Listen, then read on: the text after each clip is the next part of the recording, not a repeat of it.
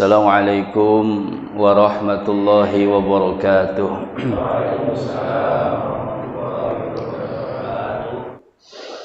Dikatakan bahwasannya an Abi Hurairah radhiyallahu anhu, datangnya dari Abu Hurairah radhiyallahu anhu. Ini panggilan, jadi bukan nama asli. Jadi ada beberapa sahabat Nabi yang dipanggil bukan dengan nama aslinya. Disebutkan di sini bahwa Abu Hurairah radhiyallahu anhu wasmuhu Abdurrahman bin Sahar. Nama aslinya Abdurrahman bin Sahar. Itu nama aslinya. Kenapa dipanggil Abu Hurairah? Pasti ada latar belakang, ada sebabnya. Ternyata beliau radhiyallahu anhu ini menyayangi makhluk Allah yang namanya kucing. Jadi kucing tidur di lengan gamisnya. Jadi saat itu Abu Hurairah menemukan ada kucing tidur di dalam lengan bajunya. Saya jelaskan dulu, bajunya lebar. Bahkan Kanjeng Rasulullah SAW dikatakan ketika berdoa Rasul mengangkatkan tangannya, itu kelihatan ketiak putih baginda Nabi. Itu menunjukkan lebarnya. Mungkin antum semua pernah melihat di media ada baju ya, baju-baju, ada baju Nabi Adam alaihi salam dan baju-baju Nabi yang lainnya termasuk baginda Nabi Muhammad SAW itu lebar. Nah, ketika kucing tidur itu beliau sobek lengannya, disobek lengannya, ditinggalkan karena tidak mau mengganggu kenyamanan kucing. Ya, Abu Hurairah itu begitu. Sama seekor kucing saja begitu dihargai. Imam Shibli ya, pernah dibahas kemarin ya. Itu Imam Shibli pun mendapatkan rahmat Allah, masuk surga sama Pak. Sebab itu memelihara kucing yang kehujanan, anak kucing dimasukkan ke rumahnya, dihangatkan dengan handuk, dikasih makan. Sebab itu beliau mendapatkan rahmat Allah sehingga masuk ke dalam surganya Allah Subhanahu wa ta'ala. Ini luar biasa. Abu Dar itu pagi-pagi ngasih makan semut Pak, itu setiap hari Pak. Maka panggilannya Abu Dar. Nah, ini kita apa yang disampaikan oleh Abu Hurairah atau Abdurrahman bin Sakhar, beliau sampaikan annahu qala salasun munjiyatun. Qala Nabi SAW, beliau mengambil hadis Rasulullah sallallahu alaihi wasallam, salasun munjiyatun wa salasun muhlikatun. Kemudian wa salasatu darajatin wa salasatu kafaratin. Ada 3 hal yang menyelamatkan, 3 hal yang merusak, ada 3 hal yang meninggikan derajat, ada 3 hal yang menghapuskan dosa-dosa atau kafarat. Mungkin kita bahas bagian 1 saja. Wa amal munjiyatu, adapun 3 hal yang menyelamatkan, yang pertama fa khasyatullahi ta'ala fisiri wal alaniyah, takut kepada Allah Subhanahu wa ta'ala pada saat sir itu rahasia, menyendiri, kemudian wal alaniyah di tempat umum. Jadi kita itu ada 2 kondisi itu Pak ya. Satu kondisi sir sendirian, kondisi kedua kita bersama yang lainnya. Baik dengan istri, dengan anak, yumkin dengan tetangga, dengan khalayak umum. Nah, ini harus diterapkan khasyah, takut kepada Allah Subhanahu wa ta'ala. Nah, ini penting Pak. Kenapa rasa ini harus tertanam di dalam jiwa kita? Kalau itu tertanam di dalam jiwa kita, Setiap melakukan sesuatu, berhadapan dengan siapapun, melakukan apapun, pertimbangannya ini diridhoi Allah tidak? Ini dimurkai Allah apa tidak? Jadi ada perhitungannya kalau orang-orang yang takut sama Allah. Jadi tidak sembarangan. Ini bahaya enggak nih? Misalkan ini halal apa haram? Apa syubhat ini? Apa mubah? Itu dia nggak berani apa? Nggak berani melakukan kalau dia belum tahu bagaimana hukumnya. Contoh, Imam Ahmad bin Hambal itu sunnah Rasul semuanya sudah dilakukan, kecuali satu, makan buah semangka. Bapak mungkin favorit ya. Itu khasiatnya bagus Pak, buah semangka itu katanya. Banyak info yang menyampaikan banyak penyakit-penyakit yang sababiah itu Allah sembuhkan. Ada yang menyebutkan itu semangka itu buah surga itu. Jadi ada di surga itu buah semangka. Cuma kenapa Imam bin Hambal tidak berani makan? Karena beliau tidak tahu bagaimana cara Rasulullah SAW makan buah semangka. Bayangkan ulama apik. Wah, ulama kadang makan itu nggak berpikir ke sana, kan? Nggak berpikir ke arah kita empunten mungkin makan asal tidak bahaya, asal kita suka, yuk kita makan. Dan memang nggak ada salahnya. Cuma kalau ulama-ulama ingin yang dia lakukan itu sesuai dengan ajaran Rasulullah SAW, karena dasarnya takut. Kalau tidak sesuai, takut salah, takut nggak diaku umat baginda Nabi. Itu sampai begitu ulama. Punya lahan, jadi tewani berbuat kalau belum kejelasan dalilnya, dasarnya itu dia nggak mau melakukan. Ya mungkin kita tingkat pemahaman ya, orang itu bagaimana pemahaman, apa yang dilakukan, bagaimana pemahaman. Tentu antum sekalian termasuk saya dalam melakukan sesuatu mungkin ada beda dalam prakteknya. Itu memang sunatullahnya begitu. Maka kenapa ada 4 madhab? Ini 4 madhab ini semuanya zon. Zon itu sangkaan. Mudah-mudahan apa yang dilakukan olehnya benar, bukan merasa benar. Mudah-mudahan benar. Itu 4 madhab begitu. Maka ada perbedaan.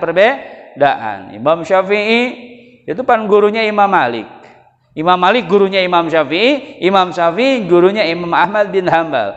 Mereka saling berhubungan. Kenapa mereka berbeda pendapat, berbeda pemahaman? Karena memang sesuai dengan keilmuan masing-masing. Untuk apa? Kemaslahatan umat. Ya, jadi dikatakan bahwa seseorang ketika melakukan sesuatu, tanamkan takut kepada Allah Subhanahu wa Ta'ala. Itu perlu ditanamkan. Maka kita akan terjaga dari melakukan sesuatu yang dapat mendatangkan murkanya Allah Subhanahu wa Ta'ala. Bicara dia akan jaga, bersikap dia akan jaga, bahkan hati dia jaga. Kadang-kadang lisannya diam, tangannya diam, kaki diam, tapi hati. Maka ketika kita sendiri banyak orang takut sama Allah, khasyah ini perlu ditanamkan. Bahkan ketika Bapak sholat tidak ada rasa takut sama Allah, maaf, gak akan bisa khusyuk, Pak. Dari 7 cara agar khusyuk dalam sholat, diantaranya itu al-khasyah, takut sama Allah. Jadi kalau sholat takut sama Allah, gak berani macam-macam, Pak. Pikirannya gak berani kemana-mana. Mungkin tubuhnya di sini, tapi pikiran kadang kemana-mana. Kenapa dia lakukan itu? Dia nggak takut sama Allah. Maka tanamkan rasa takut sama Allah Subhanahu wa Ta'ala ketika sholat dan ketika dalam kondisi apapun, takutlah sama Allah Subhanahu wa Ta'ala. Ini penuh pertimbangan. Satu itu, Pak. Dikatakan bahwa penjelasannya kuddimasiru. Nah, didahulukan sir ketika sendirian itu li'anna taqwallahu fihi a'la darajatan. Ternyata dari sikap takut kepada Allah Subhanahu wa taala tersebut tanamkan juga takwa. Karena khosyah itu realisasi daripada takwa. Maka kenapa saum begitu istimewa di bulan suci Ramadan? Karena Allah ingin menjadikan hambanya takwa. Yang takut kepada Allah hanya orang yang bertakwa. Coba bisa kita kaji dengan tidak tujuan melihat kejelekan orang lain. Orang yang tidak berpuasa Ramadan sikapnya pasti beda.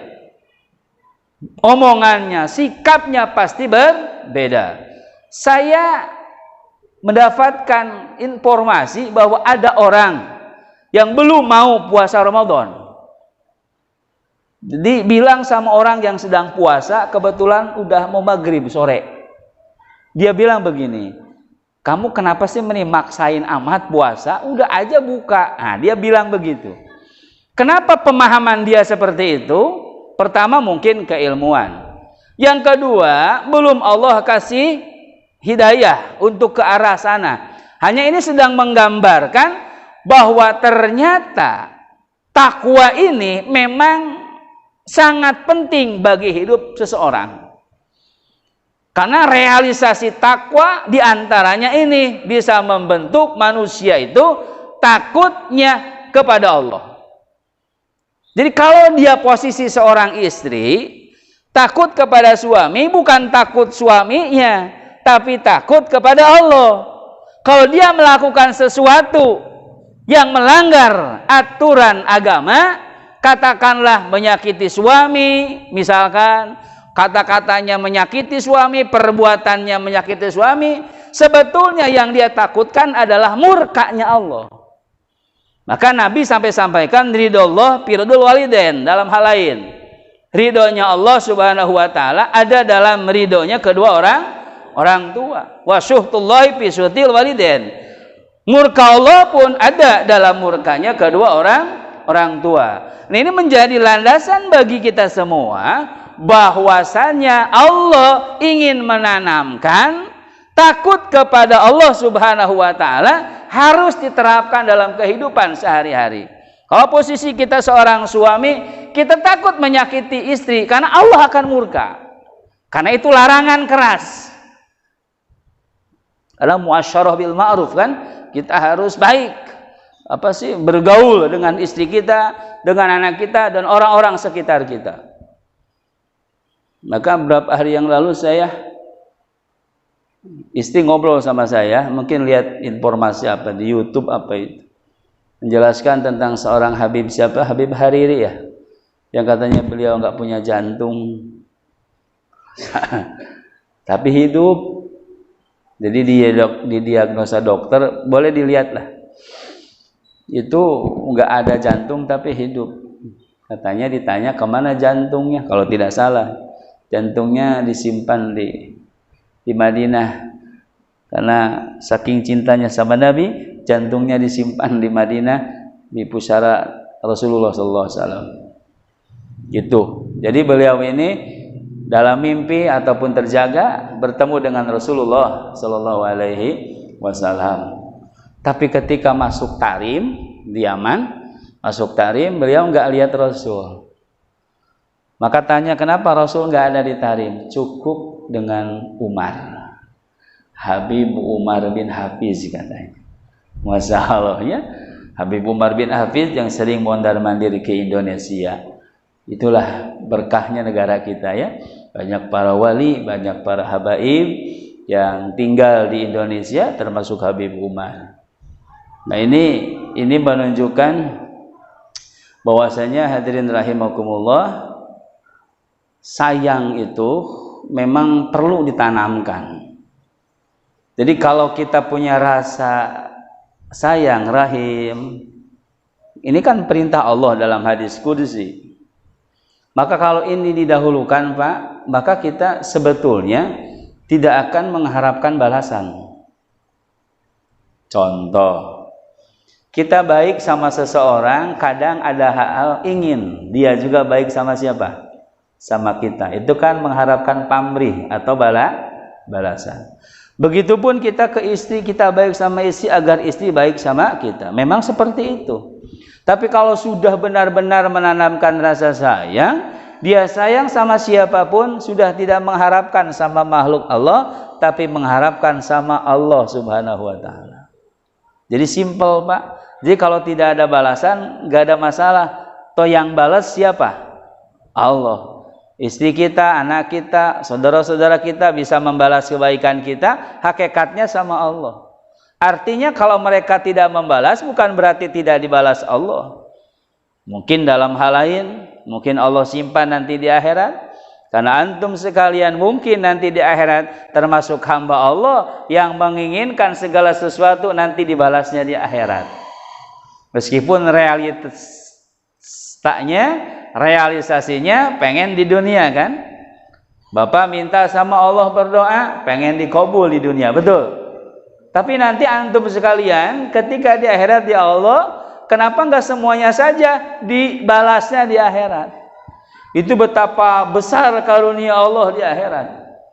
Jadi di dunia mah nggak perlu, itu nanti ada orang-orang yang bersikap seperti itu kepada Allah.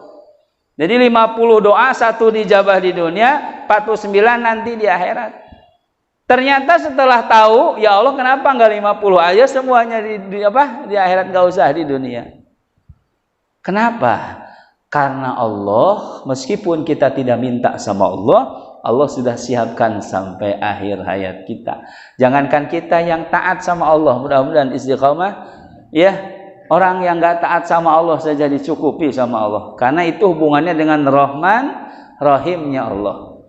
Kalau Rahman boleh siapa saja, yang taat, yang maksiat dapat tuh Rahmannya Allah. Tapi tidak semua orang bisa mendapatkan Rahimnya Allah. Karena rahim nanti di mana? Di akhirat. Rahim itu 99 nikmat Allah akan Allah kasih sama tadi orang yang bertakwa kepada Allah. Siapa orang yang bertakwa? Yang punya rasa takut di dalam dirinya kepada Allah Subhanahu wa Ta'ala. Punten, kita bukan enggak mau melakukan maksiat, kita takut sama Allah. Mungkin orang boleh mereka mabuk-mabukan, kita enggak mau ikut karena takut sama Allah. Bukan enggak berani mabuk, apa susahnya? Karena ada larangan Allah Subhanahu wa Ta'ala, maka kita tidak berani. Jangan mabuk, nyentuhnya saja tidak mau. Melakukan dosa-dosa besar yang lain dia tidak mau. Kenapa? Takut sama Allah. Mungkin boleh jadi kita dimaki, dicaci sekarang di dunia karena kita takut daripada nanti dicaci maki di akhirat, itu panjang waktunya, lama sekali. Mungkin di dunia umur kita ada yang 50, 60, 70 selama itu, tapi di akhirat itu akan panjang sekali lama waktunya. Maka kalau bisa dihitung, kalau boleh menderita mah daripada menderita di mana? Di akhirat, mending menderita di dunia. Artinya begini, Pak. Ya pengen kita juga bahagia dunia, bahagia. Pan bahasan juga sa'idun fi dunya wal akhirah. Bahagia dunia, bahagia. Hanya kalau kondisinya dalam posisi tidak bahagia, sengsara, mendingan di dunia daripada di akhirat. Panjang, Pak, di akhirat mah. Karena sangsara di dunia, sangsara teh mungkin sakit wae, maaf ya. Mungkin kurang pangan, mungkin begitu ya. Ada kesulitan cari kerja, itu mah biasa, manusiawi. Melihat orang pekerjaannya bagus, dunianya bagus, ya memang itu bagiannya, itu maunya Allah Subhanahu wa Ta'ala, gak jadi masalah. Harusnya mah kita ikut bahagia atas itu. Berat, Pak, ini nih agak berat. Senang terhadap kebahagiaan orang lain, ini agak susah. Kita yang mau, orang yang dapat, gondok nggak, Pak? Kita yang sudah lama-lama mengharapkan, dia yang dapat sakit, nyatu di mana? Itu masih ingat, Bapak ya? Itu sakit kan? Kita yang mau, tapi kok orang yang dapat? Kenapa kita mesti sakit? Yang mau itu bukan dia, Allah yang maunya. Betul kan? Nah kalau Allah nggak mau sama dia juga nggak tahu sama siapa. Jadi yang maunya Allah. Senangnya itu bukan senang dia dapat, bukan. Senang Allah yang ngasih, begitu. Senang dengan af'alnya Allah. Yang af'al Allahnya begitu dia senang. Maka ada orang yang jatuh, alhamdulillah. Dia bangkit, alhamdulillah. disanjung orang alhamdulillah, dimaki orang alhamdulillah. Hidupnya tuh gitu, ada itu. Di mana di Solo itu seorang Habib, jadi kebiasaannya ada alhamdulillah, apapun yang dia lakukan alhamdulillah. Sampai akhir hayatnya juga alhamdulillah. Sebab mengucapkan ini maka dia dimuliakan Allah Subhanahu wa taala. Bukan senang menerima sakitnya, bukan. Senang sakitnya itu dari Allah. Dan dia mah merasa sakit itu bukan menjadi pilara atau madarat bagi dirinya, Bu. Mana ada Allah ngasih pilara kepada hambanya, tidak ada, Pak. Kadang-kadang kan orang diampuni dosa sebab apa? Sakit. Misalkan Ustadz Amin ini kalau istighfar suka malas, misal.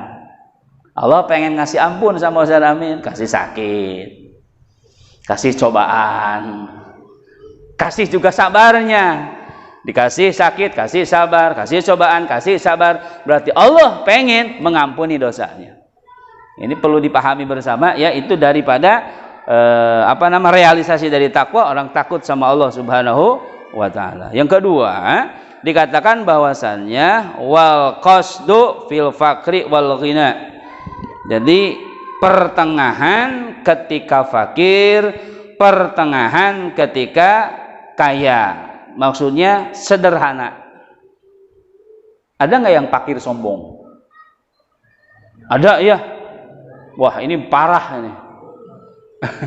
Sudah fakir sombong. Wah, ini lengkap ini. Iya, udah mah fakir. Fakir itu kan kalau dalam mustahik zakat, fakir itu adalah tidak punya pekerjaan, tentu tidak punya penghasilan. Kalau miskin, dia punya pekerjaan tapi tidak cukup. Tapi secara syar'i, ada orang yang kaya tidak merasa cukup wae, beda lagi itu mah, ya. Perasaan ini mah benar-benar bekerja tapi nggak cukup. Jadi kebutuhan saraknya hanya 50.000, dia cuma dapat 30.000, nggak nyampe itu. Padahal kebutuhan sehari itu 50.000, nah itu miskin. Kan yang disebut dunia itu selebihnya dari keperluan kita. Untuk hidup 100.000, Bapak punya uang 150.000 sehari. Nah yang 50.000 itu dunia. Maka hati-hati itu. Pergunakan untuk taat sama Allah. Mau disodakohkankah itu, mau dibelikan sesuatu yang bisa menjadi fasilitas ibadah, ke masjid itu, ke madrasah, kemanapun, Ibnu Sabil dikasih, agar tidak menjadi laknat nantinya. Yang 50.000 kan kebutuhan kita mah cuma 100. Selebihnya dari kebutuhan syara untuk hidup, memenuhi hidup, itu disebut dunia. Nah itu yang perlu diperhatikan. Sehari kebutuhannya 500.000, kebutuhan diri dan keluarga, bukan berarti dunia itu, memang kebutuhannya seperti itu. Jadi ketika fakir juga harus sederhana, ketika kaya juga harus sederhana. Sederhana itu dalam jumlah, dalam penggunaan. Punten, jangan mentang-mentang kaya seenaknya, kan nggak bisa.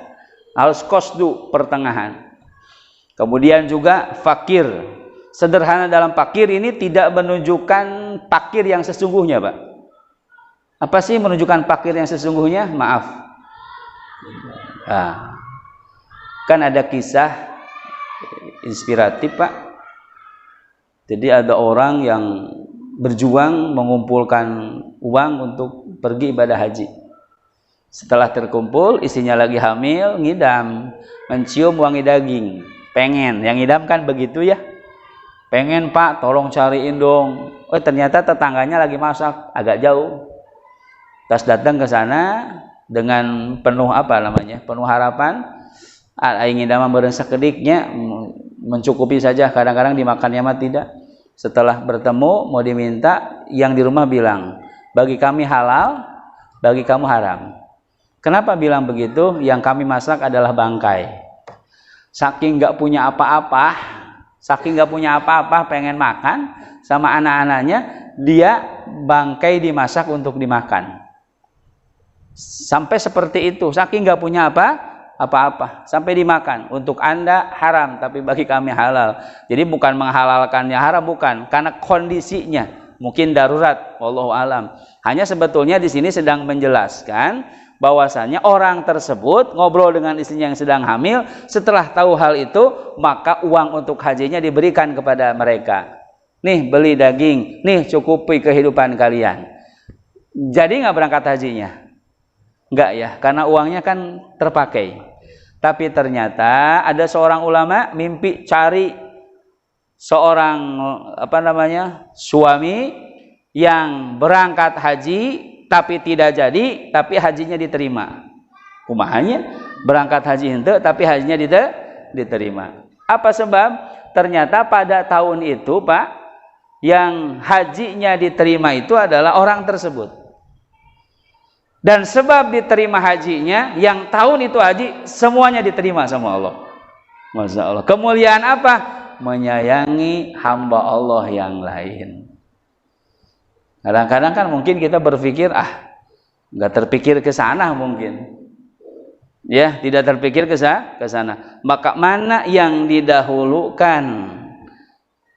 Kalau kondisi seperti itu, daripada melihat orang makan bangkai, kan begitu, itu melanggar, sedangkan kita punya kemampuan, maka itu didahulukan. Nah, itulah orang yang pertengahan, ketika dia fakir, ketika dia ghina atau kaya. Jadi hadirin rahimakumullah, dia tidak berani meminta, padahal kondisinya sedang fakir. Sekarang banyak orang yang menunjukkan seperti itu.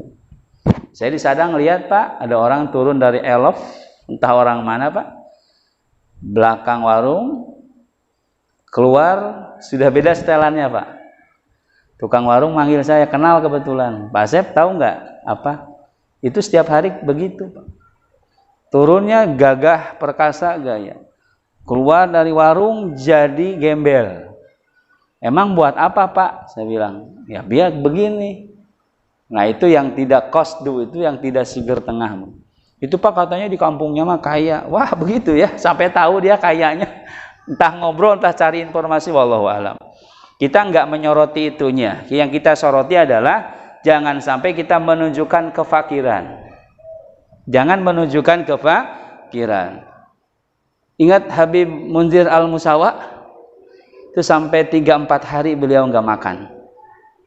Padahal dia punya majlis Rasulullah yang luar biasa. Yang meninggalnya pas usia 40 tahun meninggal. Yang selama 40 hari menjelang meninggal, Pak, Rasul SAW kasih tahu hari per harinya. Mundir 39 hari lagi, kata Rasul. Mundir 38 hari lagi, terus. Dia selama hidupnya nggak punya rumah, dia ngontrak. Pernah nelpon Habib siapa itu? Habib Quraisy Baharun kalau tidak salah, menelpon pinjam uang 100.000, Bib, tolong kirimkan sama istri saya. Istri saya nggak punya beras. Cucu Rasulullah Shallallahu Alaihi Wasallam. Nah, ini luar biasa. Dia nggak berani minta gimana, enggak. Itu makan kepada saudaranya, itu pun pinjam. Dia nggak punya rumah, padahal kalau dia mau jamaah banyak begitu gampang. Banyak orang yang menawarkan tapi tidak dia mau. Kenapa? Buat apa sih dunia? Saya sebentar lagi mau meninggal dunia. Coba deh kalau kita tahu. Ustaz Amin, seminggu lagi, Ustaz. Wah, nggak semua ngarokok, nggak semua ngopi, nggak semua nggak hese ngomong oke. Kenapa? Saminggu deh. Karena kita mah dirahasiakan ya. Ini mah sedang menjelaskan kefakiran itu jangan ditunjukkan. Ya, Rasul saja sampai 3 hari tidak makan. Hasan Husain sampai 3 hari tidak makan. Lihat orang-orang yang mulia di sisi Allah Subhanahu wa ta'ala. Kita mah baru ada kabar naik, kita mah baru ada kabar tidak akan ada barang, kita sudah khawatir luar biasa.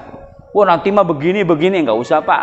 Udah belum tentu sampai ke sana, sengsara udah. Ya, persis seperti orang yang mau pensiunnya belum, gelisahnya sudah. Karena anaknya belum selesai sekolah, macam-macam. Ini belum selesai pembayarannya, macam-macam kan? Nah, ini sebetulnya tidak boleh terjadi, Pak. Tidak boleh terjadi. Jangan takut kepada sesuatu yang belum terjadi. Jangankan nanti besok pun, walau alam, besok yuk besok. Sekarang jadilah manusia yang manfaat. Yang terakhir, ya, wal adlu fi ridho wal ghadab. Adil ketika ridho, adil ketika marah. Artinya bi ayyaghdallahu wa yarda liridahu. Dia marah karena Allah, kemudian dia ridho mengharapkan ridho Allah.